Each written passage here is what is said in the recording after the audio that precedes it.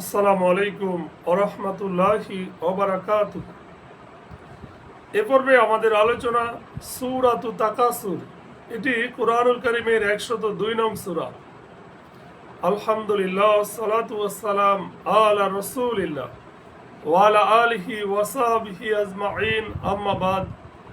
আউযু বিল্লাহি মিনাশ শাইতানির রাজিম। বিসমিল্লাহির রহমানির রহিম। রব্বি ইশরাহ লি সাদরি ওয়া ইয়াসসির লি আমরি ওয়াহলুল উকদাতাম মিন লিসানি ইয়াফকাহু কাওলি। সূরা তাকাসুর এরশাদ হচ্ছে,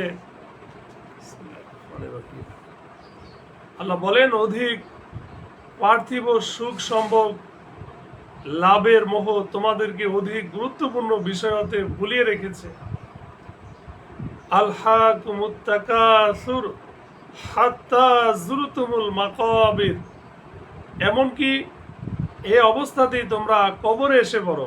তার মানে হচ্ছে যে প্রাচুর্যের লালসা, দুনিয়ার অর্থ সম্পদ, লোভ লালসা তোমাদেরকে পরকাল থেকে আখেরাতকে ভুলে রেখেছে। এই ভুলে থাকাটা কতদিন? হাত্তা যুরতুমুল মাকাবির, একেবারে কবরে যাওয়া পর্যন্ত। আল্লাহ বলেন, তোমরা যে ভুল ধারণায় ডুবে আছো তা মোটেই ঠিক নয়। শীঘ্রই তোমরা জানতে পারবে। কাল্লা সাউফা তা'লামুন। আল্লাহ তাআলা আবার রিপিট করছেন, আবার বলি, মোটেও ঠিক নয়, শীঘ্রই তোমরা জানতে পারবে। সুম্মা কাল্লা সাউফা তা'লামুন। কখনো না, তোমরা যদি নিশ্চিত জ্ঞানের ভিত্তিতে জানতে তাহলে সাবধান হয়ে যেতে। কাল্লা লাউ তা'লামুনা ইলমাল ইয়াকিন। তোমরা অবশ্যই জাহান্নাম দেখতে পাবে। লা তারাউন্নাল জাহিম। আবার বলি, তোমরা তা অবশ্যই দিব্য দৃষ্টিতে দেখতে পাবে। সুম্মা লা তারাউন্নাহা আইনাল ইয়াকিন। তারপর তোমাদেরকে অবশ্যই যা কিছু দেওয়া হয়েছে এমন সব নিয়ামত সম্পর্কে সেদিন জিজ্ঞেস করা হবে। সুম্মা লা তুসআলুন্না ইয়াউমাইযিন আনিন নাঈম। তো এই সূরার যে বিষয়গুলো এখানে উল্লেখ করা হয়েছে তা হচ্ছে যে প্রাচুর্যের লালসা তোমাদেরকে ভুলিয়ে রেখেছে। তার মানে হচ্ছে এখানে তাকাসুর শব্দের অর্থ হচ্ছে অধিক কামনা করা বা প্রাচুর্য নিয়ে পরস্পর প্রতিযোগিতা করা। এই কথাটি ব্যাপক। প্রাচুর্যে ধন সম্পদ, সন্তান সন্ততি, সহযোগী পৃষ্ঠপোষক, বংশগোত্র প্রভৃতি সবই সামিল। প্রত্যেক ওই বস্তু যার প্রাচুর্য ও আধিক্য মানুষের প্রিয় এবং যা অধিকভাবে পাবার প্রচেষ্টা ও কামনা মানুষকে আল্লাহর আহকাম এবং আখেরাত হতে উদাসীন করে দেয়। আর এখানে উদ্দেশ্য তাই। এ স্থানে আল্লাহ তাআলা মানুষের সেই দুর্বলতাকে ব্যক্ত করেছেন। অধিকাংশ মানুষ সর্বযুগে যার শিকার হয়ে থাকে। আল্লাহ দ্বিতীয় আয়াতে বলে দিছেন যে যতক্ষণ না তোমরা মরে কবরে উপস্থিত হও। তার মানে কি? তার মানে হচ্ছে যে আল্লাহ তাআলা অর্থাৎ হযরতে আব্দুল্লাহ ইবনে শিখর রাদিয়াল্লাহু তাআলা আনহু বলেন, আমি একদিন আল্লাহ রাসূল সাল্লাল্লাহু আলাইহি সাল্লামের নিকট পৌঁছে দেখলাম তিনি আলহাকুমুত তাকাসুর তেলাওয়াত করে বলেছিলেন, মানুষ বলে আমার সম্পদ, আমার সম্পদ, অথচ তোমার অংশ তো ততটুকুই যতটুকু তুমি খেয়ে শেষ করে ফেলেছ, অথবা পরিধান করে ছিন্ন করে দাও, অথবা সাদকা করে সম্মুখে পাঠিয়ে দাও। এছাড়া যা আছে তা তোমার হাত থেকে চলে যাবে, তুমি অপরের জন্য তা ছেড়ে যাবে। এটা তোমার নয়। অন্য হাদিসে আসছে যে আল্লাহ রাসূল সাল্লাল্লাহু আলাইহি সাল্লাম বলেন, আদম সন্তানের যদি স্বর্ণে পরিপূর্ণ একটি উপত্যকা থাকে তবে সে তাতেই সন্তুষ্ট হবে না, বরং দুটি উপত্যকা কামনা করবে। তার মুখ তো কবরের মাটি ব্যতীত অন্য কিছু দ্বারা ভর্তি করা সম্ভব নয়। যে আল্লাহর দিকে রুজু করে আল্লাহ তাআলা তার তওবা কবুল করেন। অন্য হাদিসে আসছে আল্লাহ রাসূল বলেন, আমি তোমাদের জন্য দারিদ্রতার ভয় করছি না, বরং তোমাদের জন্য প্রাচুর্যের ভয় করছি। অনুরূপভাবে আমি তোমাদের জন্য ভুল ভ্রান্তি হয়ে যাওয়ার ব্যাপারে ভয় করছি না, বরং ভয় করছি ইচ্ছাকৃত অন্যায়ের ভুলের।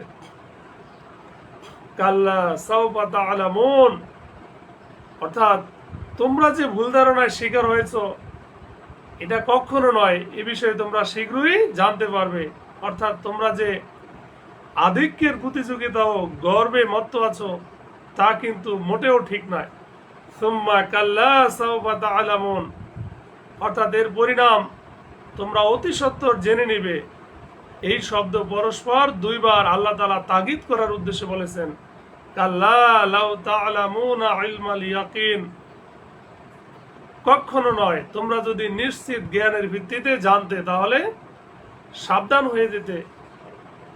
তার মানে যদি তোমরা এই গাফলতি, উদাসীনতা ও মোহচ্ছন্নতার পরিণাম নিশ্চিত রূপে জেনে নাও, যেমন পৃথিবীর প্রত্যক্ষ করা বা প্রত্যক্ষ করা জিনিসের উপর তোমরা নিশ্চিত বিশ্বাস করে থাকো, তাহলে নিশ্চয়ই তোমরা প্রাচুর্যের প্রতিযোগিতা ও গর্বে লিপ্ত হবে না।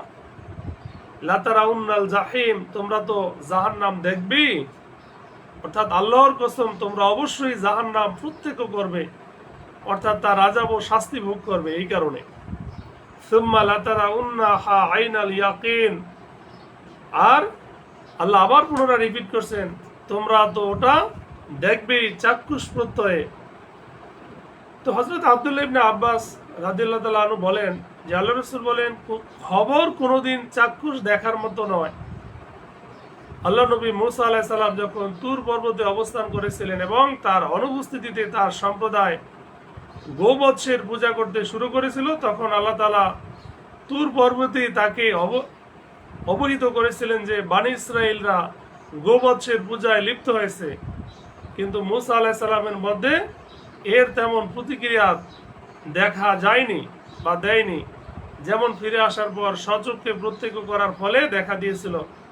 তিনি রাগে আত্মহারা হয়ে তাওরাতের তক্তিগুলো হাত থেকে ছেড়ে দিয়েছিলেন, ফলে সেগুলো ভেঙে যায়। সুম্মা লাতুসআলুন্না ইয়াউমাইযিন আনিন নাঈম, তারপর সেদিন অবশ্যই তোমরা নিয়ামত সম্পর্কে জিজ্ঞাসিত হবে। তো এ বিষয়ে হাদিসে আসছে যে একবার আল্লাহ রাসূল সাল্লাল্লাহু আলাইহি সাল্লাম ক্ষুধায় কাতর হয়ে বের হলেন। পথে হযরত আবু বকর ও ওমর বের হলেন। তিনি তাদেরকে জিজ্ঞেস করলেন, তোমরা কেন বের হয়েছো? তারা বলল, ক্ষুধা। আল্লাহ রাসূল বললেন, যার হাতে আমার নফস তার শপথ, আমিও সেই কারণেই বের হয়েছি। তারপর তিনি বললেন, চলো। তারা সবাই আনসারীর বাড়িতে আগমন করলেন। আনসারী লোকটির স্ত্রী আল্লাহ রাসূল ও তার সঙ্গীদ্বয়কে দেখে খুশি হয়ে শুভেচ্ছা ও স্বাগত জানানোর মাধ্যমে আমন্ত্রণ জানালেন। আল্লাহ রাসূল বললেন, অমুক কোথায়? স্ত্রী জানালো যে সে সুপেয় পানির ব্যবস্থা করতে গেছে। ইতোবছরে আনসারী লোকটি এসে তাদেরকে সাদরে সম্ভাষণ জানিয়ে বললেন, আলহামদুলিল্লাহ, আজ কেউ আমার মতো মেহমান পাবে না। তারা বসলে তিনি তাদের জন্য এক কাঁদি খেজুর নিয়ে আসলেন, যাতে কাঁচা পাকা, আধা পাকা, ভালো মন্দ সব ধরনের খেজুর ছিল। তারপর আনসারী লোকটি ছুরি নিয়ে দৌড়ালো। আল্লাহ রাসূল বলেন, সাবধান, দুধ দেয় এমন ছাগল জবাই করো না। আনসারী তাদের জন্য জবাই করলে তারা ছাগলের গোশত খেলো, খেজুর গ্রহণ করলো, পানি পান করলো। তারপর যখন তৃপ্ত হলো তখন আল্লাহ রাসূল ও আবু বকর, হযরত ওমর রাদিয়াল্লাহু তাআলা আনহু বললেন, তোমরা কিয়ামতের দিন এই সমস্ত নিয়ামত সম্পর্কে জিজ্ঞাসিত হবে। তোমাদেরকে ক্ষুধা তোমাদের ঘর থেকে বের করলো, তারপর তোমরা এমন নিয়ামত ভোগ করার পর ফিরে গেলে। সুবহানাল্লাহ। তো এই আয়াত নাজিল হলে হযরত জুবাইর রাদিয়াল্লাহু তাআলা আনহু বলেন, হে আল্লাহর রাসূল, আমরা কোন নিয়ামত সম্পর্কে জিজ্ঞাসিত হব? এটা তো শুধু যে খেজুর ও পানি। আল্লাহ রাসূল বললেন, তার সম্পর্কেও তোমরা জিজ্ঞাসিত হবে। আল্লাহ রাসূল বললেন, কিয়ামতের দিন প্রথম যে নিয়ামত সম্পর্কে জিজ্ঞেস করা হবে তা হচ্ছে, আমি কি তোমাকে শারীরিকভাবে সুস্থ করিনি? আমি কি তোমাকে সুপেয় পানি পান করাইনি? আল্লাহ রাসূল বলেন, আল্লাহ তাআলা কিয়ামতের দিন বলবেন, আদম সন্তান, তোমাকে ঘোড়া উট বহন করিয়েছি, তোমাকে স্ত্রীর ব্যবস্থা করে দিয়েছি, তোমাকে ঘোরাফেরা ও নেতৃত্ব করার সুযোগ দিয়েছি, এগুলোর কৃতজ্ঞতা কোথায়? তাহলে এই হাদিস থেকে স্পষ্ট যে জিজ্ঞাসাবাদ কেবল কাফেরদেরকে করা হবে না, সৎ মুমিনদেরকেও করা হবে। আর আল্লাহ তাআলা মানুষকে যে নিয়ামতগুলো দান করেছেন সেগুলো সীমা সংখ্যাহীন, গণনা সম্ভব নয়। এসব নিয়ামত সম্পর্কে সেদিন জিজ্ঞাসা করা হবে। আল্লাহ তাআলা আমাদেরকে সঠিক বুঝ দান করুক। আমিন। আখির দাওয়ানা আনিল হামদুলিল্লাহি রাব্বিল আলামিন।